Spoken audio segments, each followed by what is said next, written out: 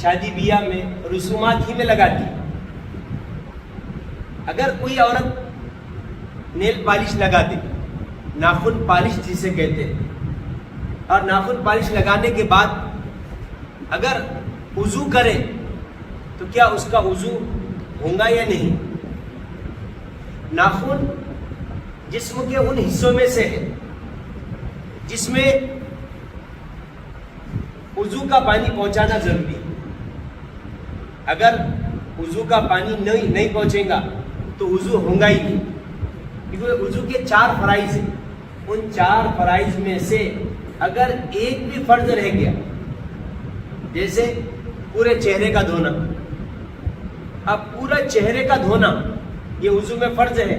اگر لپسٹک لگائیں گے تو لپسٹک جو ہوتی ہے وہ کیمیکل سے بنی ہوئی ہوتی ہے, اور وہ اندر تک جسم تک پانی پہنچنے میں مانع ہے, رکاوٹ ہے, تو وضو نہیں ہوگا.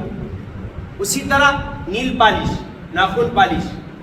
اب ناخن پالش لگانے کے بعد پینٹ ہوتا ہے, اور پینٹ کے لگنے کے بعد پانی اندر تک جذب ہی نہیں ہوتا. ہوتا ہے کیا؟ کیونکہ وضو میں ناخن جسم کے ان حصوں میں سے ہے جسے وضو میں دھونا ضروری ہے. وضو کے وقت اس کا دھونا ضروری ہے. اب ناخن بھی انہی میں سے. اور اعضائے وضو پر کسی شدید ضرورت پر, یعنی اگر واقعی ضرورت ہے, ایسے ضرورت پر کوئی چیز لگی ہے, مثال کے طور پر جرابہ ہے, ہاتھ کٹ گیا, کوئی چیز لگی ہوئی, اب اندر تک پانی اگر پہنچائے گا تو نقصان ہوگا, تو شریعت نے صرف اس پر مسح کرنے کا حکم دیا. ایسی شدید اگر ضرورت ہو تو عذر ہے, لیکن بغیر عذر کے کوئی چیز لگائی, ناخن پالش یا لپسٹک, یہ ضرورت ہے کیا؟ زینت ہے, ضرورت نہیں. اور زینت میں اس کو کریدنا اور کھرچ کر نکالنا ضروری ہے. اگر کھرچ کر نہیں نکالا اور اسی طرح وضو کر لیا تو وضو ہی نہیں ہوگا. وضو نہیں ہوا, نماز نہیں ہوگی. الطہور شطر الایمان, باقی آدھا ایمان ہے. اگر غسل کی حاجت ہے اور ناخن پالش لگ گئی ہو یا لگائی ہو تو اس کو کھریچ کر نکالنا ضروری ہے, ورنہ نہ وضو ہوگا نہ غسل ہوگا. ہاں, اگر عورت کو لگانا ہی ہے تو پھر ایام مخصوصہ میں, وہ جو ایام مخصوصہ ہے حیض کے ایام 3 دن سے 10 دن کے درمیان, کم سے کم اس کی مدت 3 دن ہے, زیادہ 10 دن.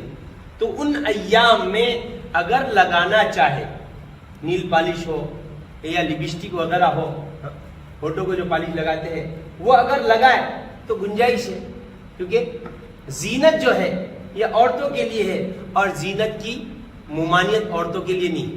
لگا سکتی ہے, لیکن ایسے حالت میں جب وہ ایام مخصوصہ میں.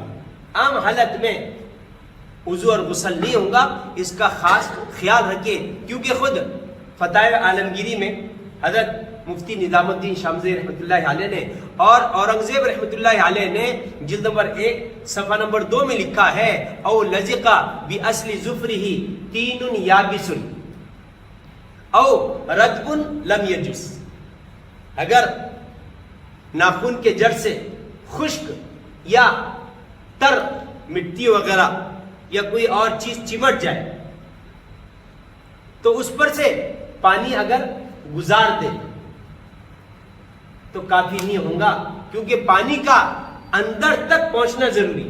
اگر اندر تک نہیں پہنچا, جسم تک نہیں پہنچا, کیونکہ اوپر جو چیز مانع ہے پانی کے پہنچنے میں, جیسے پینٹ ہے یا پھر چکنی مٹی ہے یا کوئی اور چیز ہے یا پھر نیل پالش ہے, یہ چیزیں اندر تک اندر تک پانی پہنچنے نہیں دیتی, تو اس کی وجہ سے نہ وضو ہوگا نہ غسل ہوگا. اس کا خاص خیال رکھیں. G S herbal wholesale آیورویدک ادویات کا قابل اعتماد مرکز. تجارت کے خواہش مند حضرات کو ہم مکمل ٹریننگ دیتے ہیں. ہمارے ساتھ تجارت کر کے بھرپور پیسہ کمائیں. علماء کرام, حفاظ, ڈاکٹرز اور میڈیکل والوں کے لیے خصوصی رعایت. تفصیلات کے لیے ابھی رابطہ کریں. قاسمی حج عمرہ ٹورز اینڈ ٹریولز حج عمرہ اور دیگر مقدس مقامات کی زیارت کا بھروسے مند مرکز حج عمرہ جانے کے خواہش مند حضرات اسکرین پر دیے گئے نمبرات پر کال کریں۔